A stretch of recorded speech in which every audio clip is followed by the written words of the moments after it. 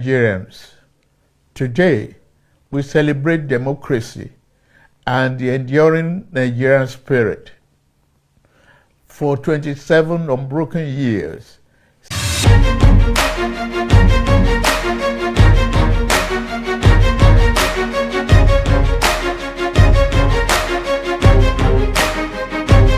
Una good day my beautiful people. Una welcome back again for our politics studio. My people, abeg una lis ten to our president Bola Tinubu as he address the nation today, being Democracy Day June 12, about the insecurity and the way forward of Nigeria. Abeg no forget to subscribe to my channel. See you later. Bye bye. fellow Nigerians, today we celebrate democracy and the enduring Nigerian spirit. For 27 unbroken years, since May 29, 1999, Nigerians have chosen their leaders through the ballot, witnessed peaceful transition of power, and resolved disagreement in courtrooms and legislative chambers, not through violence. We have experienced the longest stretch of civilian rule in our history. Our democracy is not perfect, but it is ours, and we must continue to defend and strengthen it. In the coming days, Ekiti and Osun states will hold elections. I urge INEC, security agencies, and all parties to ensure these polls are peaceful and credible.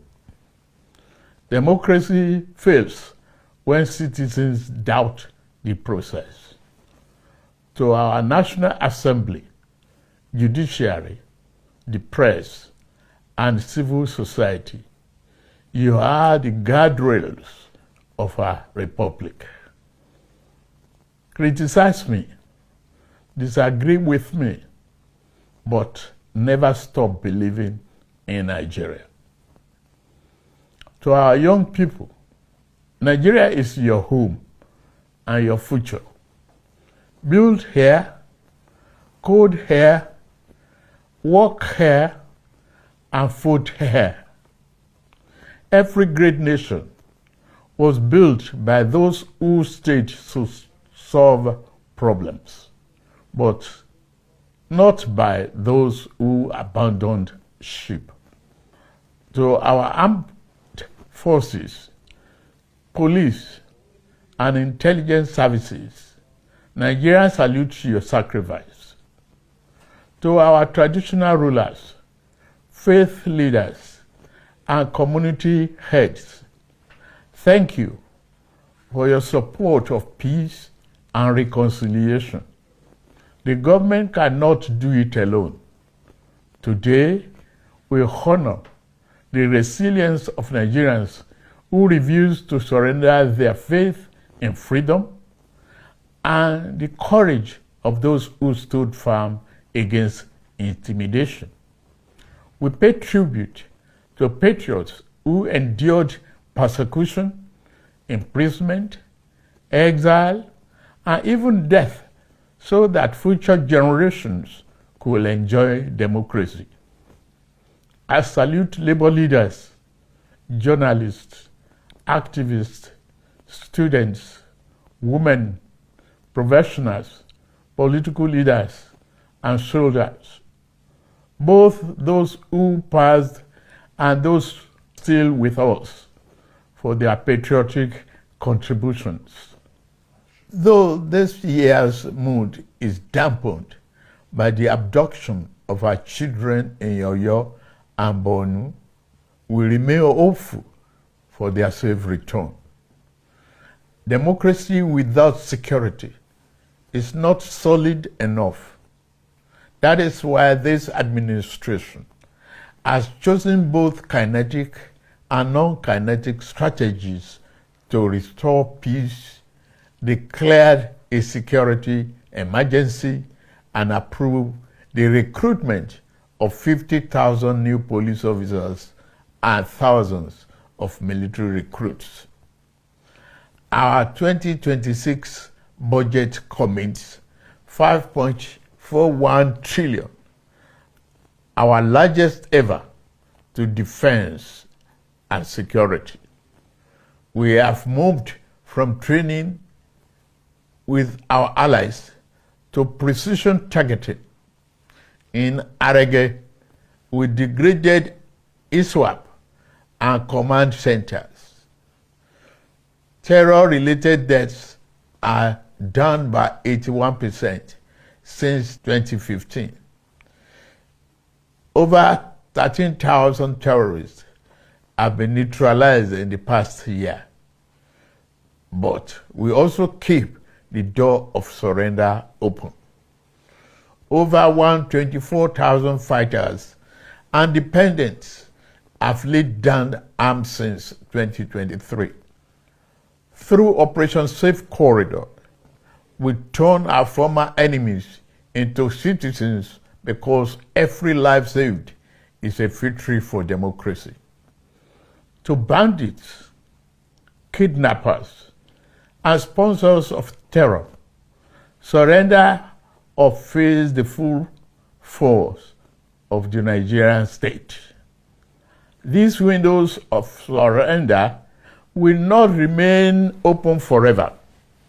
No mercy will be shown to those who trade in blood of Nigerians. At a time like this, let us not assign blames or point fingers. Crime has no ethnicity. We must stand united and be assured that the enemies of our nation shall soon be history. We will triumph over terror and continue to build a more prosperous nation. June 12 occupies a sacred place in our national memory. It represents more than an election. It is a defining chapter in our history. We remember Chief MKO Abiola, who won a pan-Nigerian mandate transcending ethnicity and religion. We remember Alhaja Kudirat Abiola.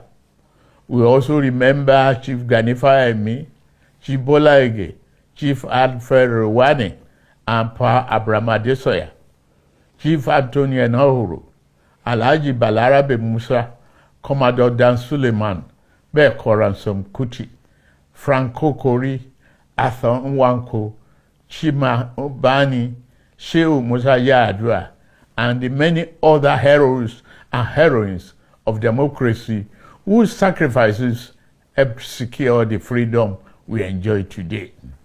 As beneficiaries of their struggle, we have a duty to strengthen and deepen the democratic institutions for which they fought.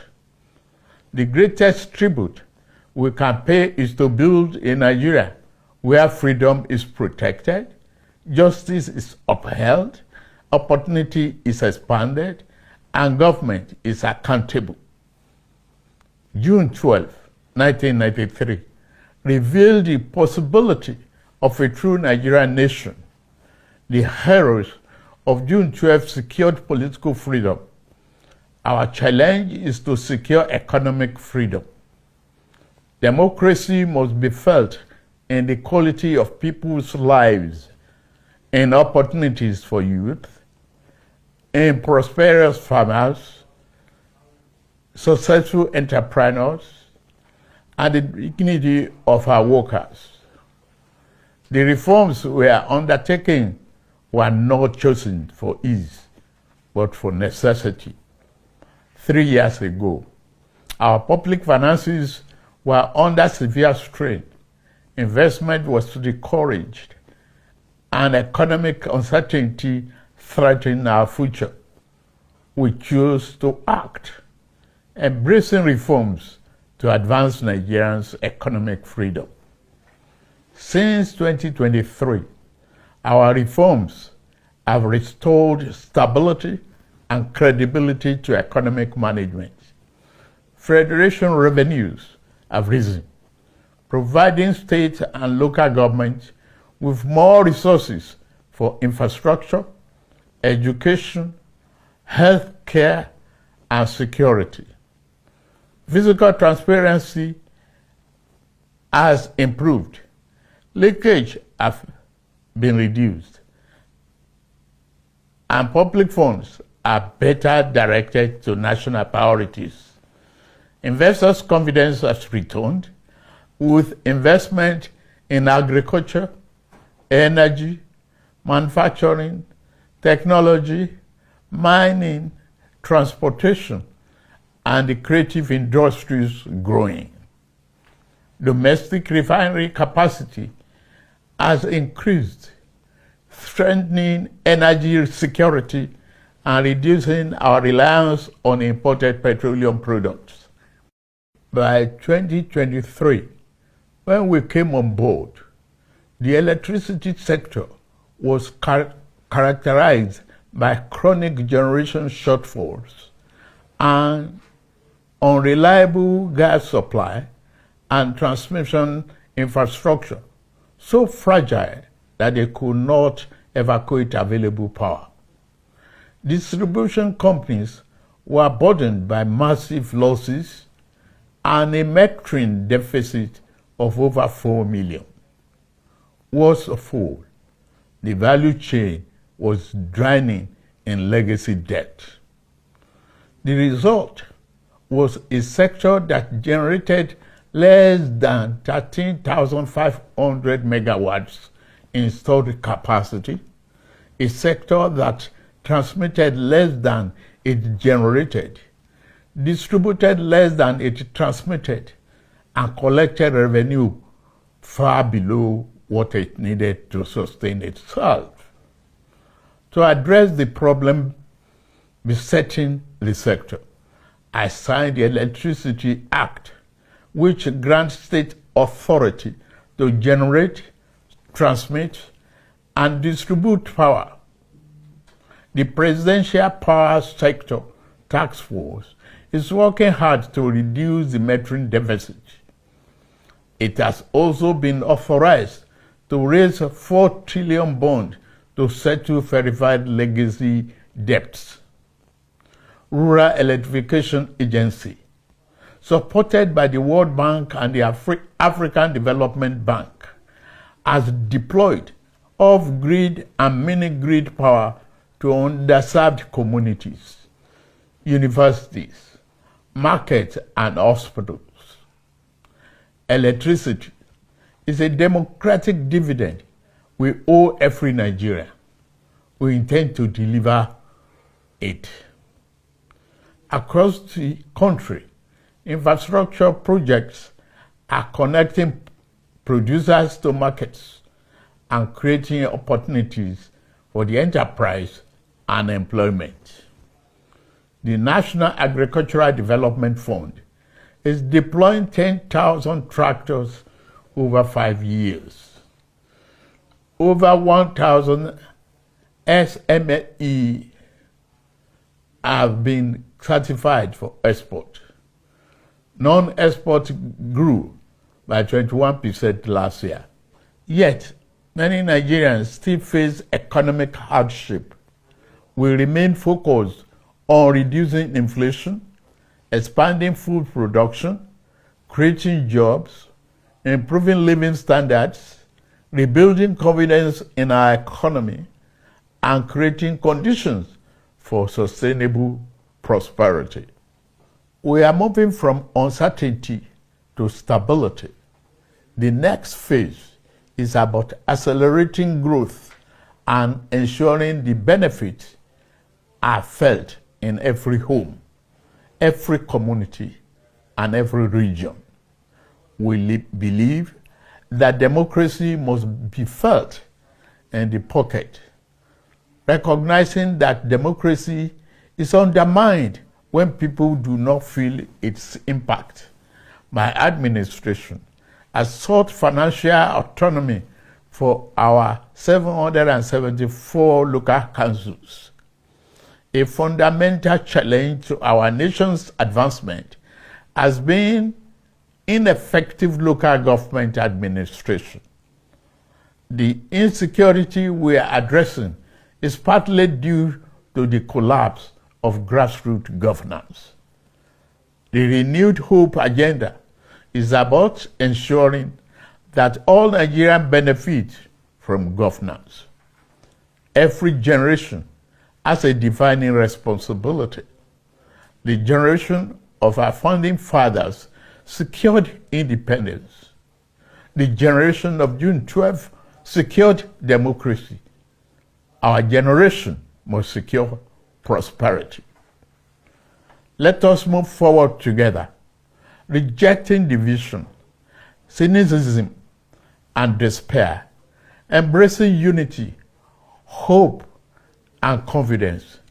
Let us build a Nigeria united by a common purpose, strengthened by diversity, where justice is accessible, liberty is secure, and opportunity is abundant. Among the architects of modern democratic Nigeria, we honor General Shehu Musa Yar'Adua for his vision of national partnership. In recognition of his contributions, the federal government has approved the refertilization and renaming of the completed Institute of Petroleum Studies, Kaduna, as the General Musa Yar'Adua University of Geological Sciences and Engineering Technology. I'm also pleased to announce the national awards to the following Nigerians who suffered persecution, endured indignity, exile, incarceration, and at times solitary confinement, so that we have democracy today. Barrister Ayoka Lawani, Tunde Fagbele, Oladele Alake, Olatunji Bello, Louis Odion, Segun Babatope, Sam Omoseye, Sir Ademola Oshinubi, Bola Bolawole, Ladeboni Ola, Femi Kusa, Debo Adeniran, Chief Ayo Padokun, Chief Raf Obiora, Ose Osayode, Barrister Osa Director, Professor Sylvester Odion Akai, Dr. Nwanko Posthumous, Dr. Osage Obayinwana, Joe Oke Odumake, Barrister Titus Mann, Joe Igbokwe, Richard Akeola, Ben Charles Obi, Posthumous, George Umba, Niran Malaolu, Major General Shola Williams, retired, Femi Aborishade, Jenkins Alumona, Gbemiga Ogunleye, Muyiwa Adekaye, Babajide Kolade Otitoju, Ike Okonta. We also recognize the soldiers, Democrats of the June 12 struggle, Major General M.A. Garba, Brigadier General Lawal Jafaru Isa, Colonel Umar Farouk Ahmed, Colonel Sambo Dasuki,